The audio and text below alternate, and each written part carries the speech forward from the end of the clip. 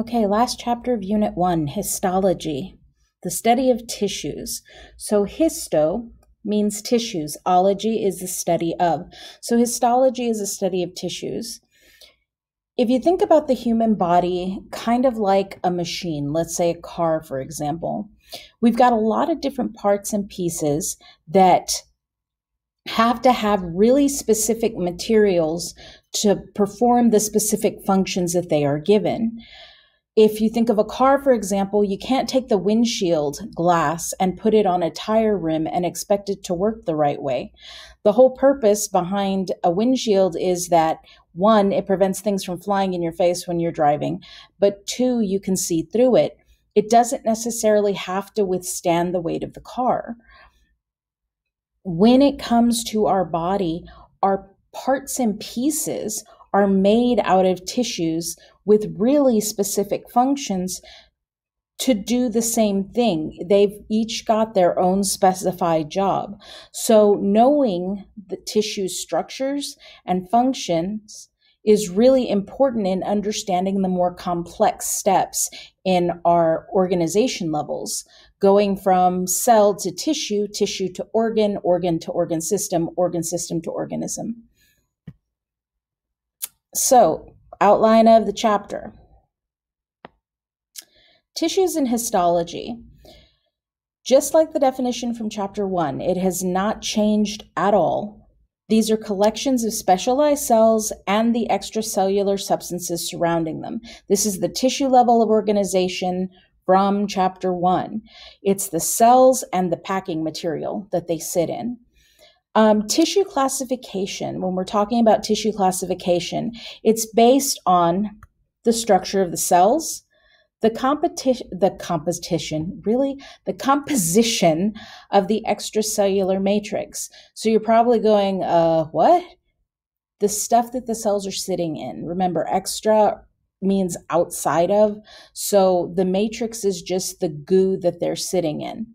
And then the functions of the cells themselves. There are only 4 types of tissue in the human body. So if anybody ever asks you, what type of tissue is this?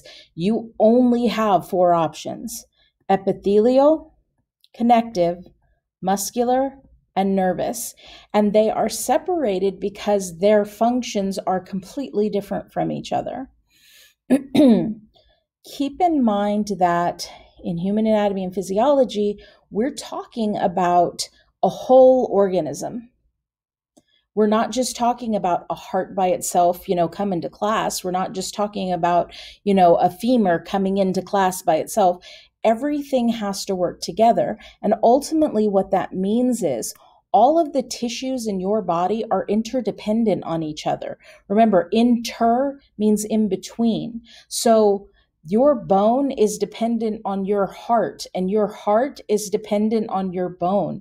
You can't have one without the other. So, as I said on the first slide, histology is the microscopic study of tissues. Tissue examination is actually really important in the diagnosis of certain diseases. I'm sure everybody has heard of having a biopsy done, right? That is literally taking a sample of tissue and looking at it under a microscope to see what it looks like. Regular or normal cells versus cancerous cells, they look completely different from each other. That's one of the reasons why we do a biopsy. If you get a biopsy and they see cancerous cells, then they know, okay, this is cancer. We have to do something really specific to try and treat it. That's where the therapy prescription comes from. Based on the results that you got when you did that biopsy, we need to give you this specific therapy. Now, a biopsy, like I was just saying, is the removal of tissue samples from a patient for diagnostic purposes. Diagnostic sounds fancy, right? Just means diagnosing. So I am going to use that tissue sample to make slides so that I can help to diagnose my patient so we know what to do for them. Now, an autopsy. An autopsy is an examination after death, of course, to determine the cause of death or determine changes caused by diseases. So, Alzheimer's. If you think that Alzheimer's can be diagnosed accurately before death, you're wrong. It actually can't. When somebody is diagnosed as having Alzheimer's, a lot of times, especially if it's a general practitioner doctor, they're making an educated guess. You cannot definitively diagnose somebody with Alzheimer's until you look at their brain, because the brain has really specific types of damage that are indicative or indicative of Alzheimer's. Now, we've been really lucky in the fact that a lot of times, Alzheimer's now anyway, we can kind of link to genetics. So you can look for specific genes and it increases the likelihood that you're going to get it. But it's not 100% that you will. It's just kind of saying, yeah, you've got the genes, you might get it. But then again, there are other people who it's just spontaneous. Whoops, you have Alzheimer's. And is there any family history? Well, no. So again, it's one of those things that, do they really have Alzheimer's, or is it just an educated guess? Well, if you really want to know when they pass away, you do an autopsy. You do an autopsy so that you can look at their brain and actually look for those specific types of damage that are associated with Alzheimer's. So we're going to start out of the 4 tissues: epithelial, connective, and muscular. We're going to start with epithelial tissue, the first one. So, epithelial tissue. Epi means above, okay? It is a protective covering for both inner and outer surfaces. With epithelial tissue, you think of touching something and being able to feel that thing. So, for example, and the reason I'm making the distinction is because people get confused. My skin is an epithelial surface. I can go and I can touch your arm, and yeah, it's epithelial. I can feel that surface. But if I were to take your stomach out and cut it open, I could also rub the inside of your stomach, right? Because there is an internal surface to that. I can take a heart and cut it in half, and there are chambers that have internal surfaces. That's why we say inner and outer, because it isn't just what you can see. Sometimes we have hollow organs that also have surfaces inside. So the characteristics common to epithelial tissue, why would you fit into this specific subset of tissues? Well, with epithelial tissue, you mostly have cells. There's not a whole lot of extracellular matrix. There isn't a whole lot of packing material there. It's just mainly cells. 2, it covers body surfaces. As I said before, both inner and outer. Now, something else that's kind of interesting, our glands actually arise from or are derived from the epithelial tissues. So things like your sweat glands and your oil glands in your skin actually came from epithelial tissue. You've got very distinct surfaces to epithelial tissue. So let's say that I've got, hang on. Let's say that I've got the intestine, okay? Excuse me. And I cut it in half, and I just take one wall of the intestine, okay? That wall of the intestine is going to have cells that make it, okay? So I'm just kind of blowing this up. Those cells have very distinct placement to them. They are organized in a really specific way. Part of these cells are facing the inside of this intestine. That is called the apical surface, okay? This is the free surface of the lining. So if this were in my intestines, this is what the food is getting smushed on as it goes by. Now, it normally lines the lumen of the ducts. Ooh, fancy. Okay, lumen means hole. Because you know, in the center of your intestine, there's a hole. That's how the food gets through, right? Duct is just a fancy way of saying tube. Again, your intestines are tubes. So when we talk about the lumen of the ducts, you're talking about the hole in the middle of the tube, okay? Don't let the terminology freak you out. So that apical surface is the one that, in the case of the intestine, is touching the food. Now, the basal surface, that's this surface over here, okay? The basal surface is what's attached to the basement membrane. Basically, it is what is attaching to where it needs to be held down. I'm not getting exposed to the food. I'm the anchor, okay? When you are the basal surface, that's what your job is. Now, finally, you have the lateral surface. So we talk directional terms, right? Medial meant toward the middle, lateral meant toward the sides. So these surfaces here, where I'm touching my neighboring cells, these are lateral. So when it comes to epithelial surfaces or surface cells, we have really specific orientation. We've got the apical surface touching the lumen, the hole. We've got the lateral surfaces touching my neighbors. And then we've got the basal surface anchoring us down to something called the basement membrane. Now, basement membrane, it's kind of like double-sided sticky tape. It sticks those cells that are above it to the stuff that's below it. So like I said, it's kind of an anchor. Now, another characteristic common to epithelial tissue, the cell and the matrix connections. If I am going to have cells that are going to be exposed to any type of surface, those cells need to be able to not only bind to the basement membrane, they need to be able to bind to each other.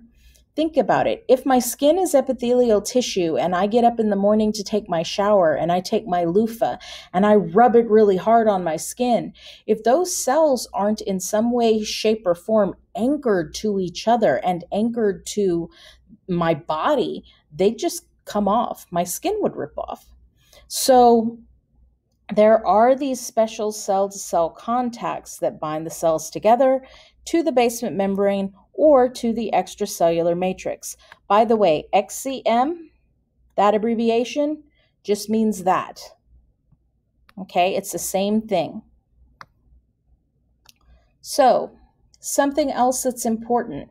If I'm on a surface, like my skin, and I'm going to loofah that skin in the morning, I am not, I repeat, I am not going to put blood vessels in there, because if those cells do come off, I can rip those blood vessels open, which would mean that every time I loofah it in the shower in the morning, I'd be bleeding. So epithelial tissue is not vascular.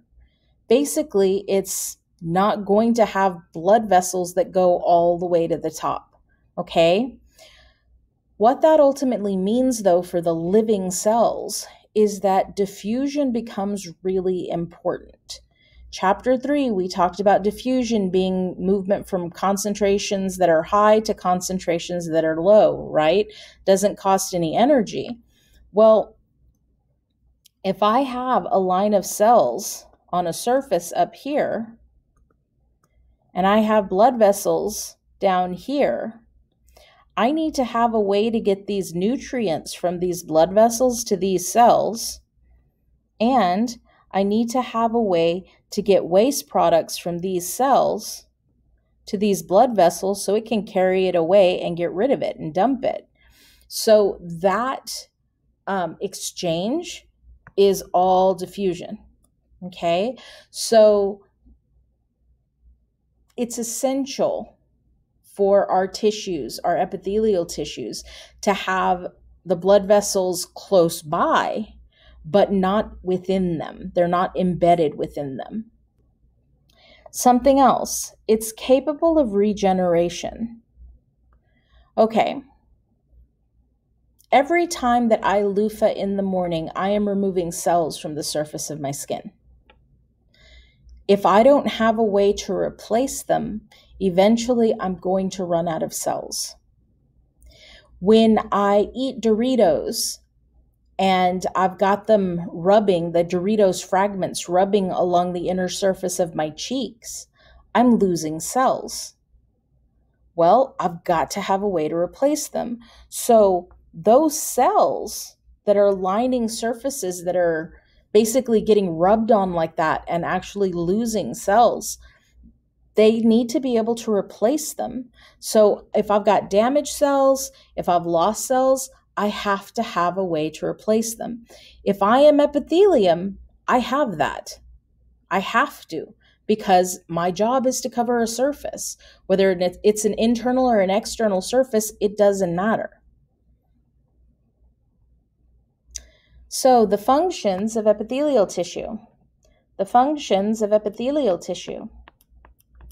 The functions of epithelial tissue. Think it's important? So, first, protection. If it's going to be on the surface, one of its jobs normally is to protect the underlying structures from things like abrasion. The inside of your cheek is the perfect example of this. The inside of your cheek is a surface. I can put my finger on it, right? Well, I'm not going to put my finger in your mouth, but you can do it. We eat a lot of abrasive food. Anything that has crunch to it actually is abrasive to the insides of your cheeks. So the fact that I've got extra layers of cells that can get rubbed off by the sandpaper that becomes Doritos when you're chewing it, that's protective. It makes sure that it doesn't go through your cheek. It can act as a barrier. Now, mind you, this isn't every type of epithelial tissue, but most types of epithelial tissue have these. So it can act as a barrier against water loss. Your skin's real good at this. Don't believe me? If it's raining outside, go run and then come back inside. See if the water beads on your skin. I'm betting money it does. And that's because your skin is basically designed so that water doesn't either just willy-nilly go in or go out. Also, that lining in your cheek is also there to prevent microorganisms from just going into your tissues. So it acts like a barrier. Filtration. All right. What does a coffee filter do? You put it in the coffee maker, you put the grounds in the filter, and then water runs through it. So you get coffee, right? The filter prevents the grounds from getting into what you're actually drinking. Yeah, the flavor goes through and all of that, but the actual grounds themselves should stay within that filter, right?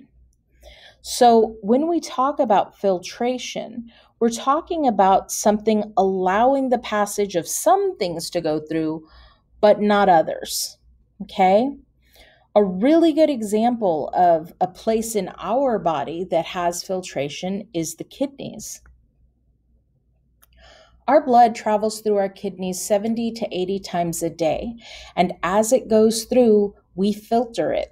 We get the waste products and excess water and excess salts out through the urine, while keeping our cells and our proteins, the things that are too big to fit, don't go.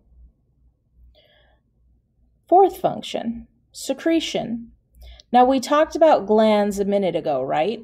We talked about the sweat glands and the oil glands in our skin. Well, what do they do? Obviously, this isn't a trick question. Sweat glands make sweat. Oil glands make oil. So they are secreting a product that they've made. So when it comes down to it, the cells that are lining that lumen, that hole, are actually making a product and then putting it on a surface. So that's secretion. And then finally, we have adsorption. Okay? Absorption is absorbing. It means that we're taking stuff in. Best example that I can think of, your intestines. Why do we eat? We eat because we need to get the nutrients out of that food to fuel our body, to keep our body functioning. It's like putting gasoline in your car. You have to put gasoline in your car so that your car runs. You have to put food in your body so that your body runs. The only thing to keep in mind is I have to have a way of getting those nutrients from inside of my digestive tract, inside of that tube, to inside of my bloodstream.